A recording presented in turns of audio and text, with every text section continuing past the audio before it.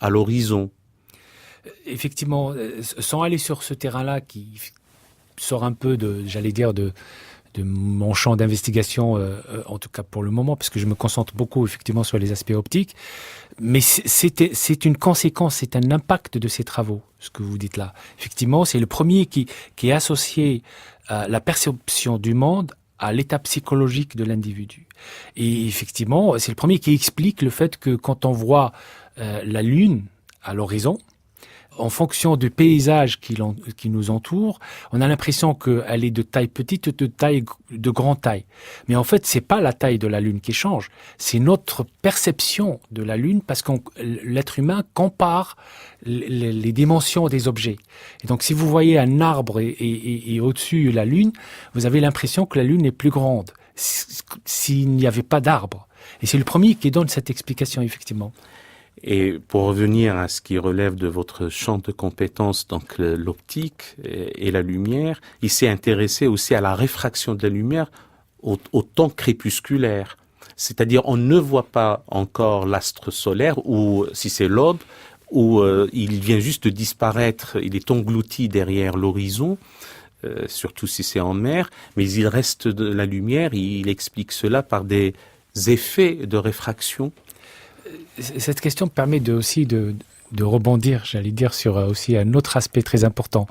Alors, première chose pour un peu répondre à cette question, c'est effectivement, c'est le premier qui s'intéresse à la réfraction de la lumière à l'horizon, qui définit d'ailleurs l'angle à partir duquel... De 19 degrés. Tout à fait, oui. Et qui est très très proche de ce que nous connaissons aujourd'hui. Mais d'une manière générale, il s'est intéressé à la réfraction de la lumière.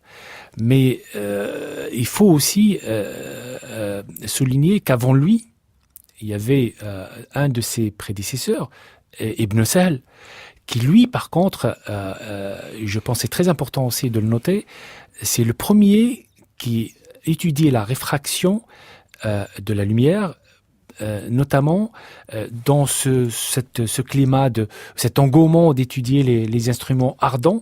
Avant Ibn Sahl, on s'intéressait plutôt à des instruments ardents par réflexion. Et c'est le premier qui étudiait ces instruments par réfraction, c'est-à-dire d'essayer de concentrer la lumière par réfraction. Et c'est ce qui lui a permis de découvrir ce qu'on appelle aujourd'hui la loi de Snell-Descartes, la loi des sinus, qu'on attribue à Snell et Descartes. D'ailleurs, dans le monde anglo-saxon, on ne reconnaît pas la paternité de cette loi à Descartes, on dit Snell's Law, et dans le monde francophone, on rajoute Descartes. Mais en réalité, c'est Ibn Sahl,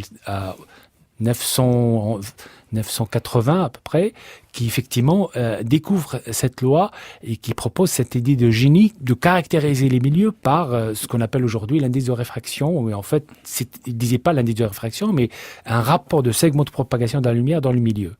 Par contre, pour revenir à Ibn al-Haytham, il va plus loin qu'Ibn Sahl. Il va étudier la réfraction et d'essayer de comprendre, d'expliquer pourquoi il y a cette réfraction. En proposant un modèle qui est basé sur la vitesse, la variation de la vitesse de la lumière.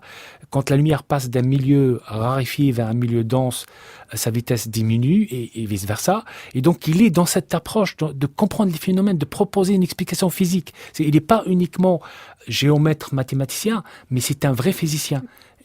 Alors, j'ai cru comprendre, mais c'est à vous de corriger mes erreurs, que la loi de Snell-Descartes, nous sommes en France, donc je mettrai Descartes dedans, a tenu compte aussi de l'indice de réfraction du milieu, alors que l'intuition d'abord d'Ibn Sahl et puis celle d'Al-Hazen était de n'avoir peut-être pas introduit dans leur équation l'indice de réfraction.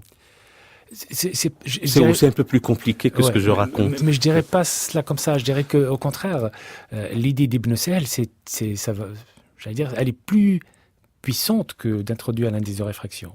C'est-à-dire qu'il a eu l'intuition de caractériser les milieux par quelque chose qui décrit leur opacité d'une certaine manière. Et il avait cette approche, parce que c'était un grand mathématicien aussi, de traduire cette idée mathématiquement. En tenant compte de la trigonométrie ou uniquement des angles ? En tenant compte de la trigonométrie et des rapports de segments. Et qu'en fait, le passage de ce rapport-là à ce qu'on appelle aujourd'hui l'indice de réfraction, c'est un détail, j'allais dire. Entendu. Alors, poursuivant, notre ami Alassane était physicien de génie, était aussi, on l'a dit, un des premiers ingénieurs, si ce n'est l'ingénieur, en tout cas au Caire, et il était aussi quelqu'un qui s'intéresse aux aspects philosophiques de la science. Donc il était dans ce que nous aurions appelé la science des sciences, l'épistémologie. Oui, pas uniquement, effectivement, mais si on reste toujours sur l'aspect optique, Oui. sur l'aspect optique, parce qu'effectivement, son œuvre ou ses écrits sont énormes. On lui doit près d'une centaine de titres dans différentes disciplines. Mais si on reste toujours sur l'aspect optique et l'impact de ses travaux sur l'optique, touche également effectivement des aspects philosophiques, des aspects théologiques.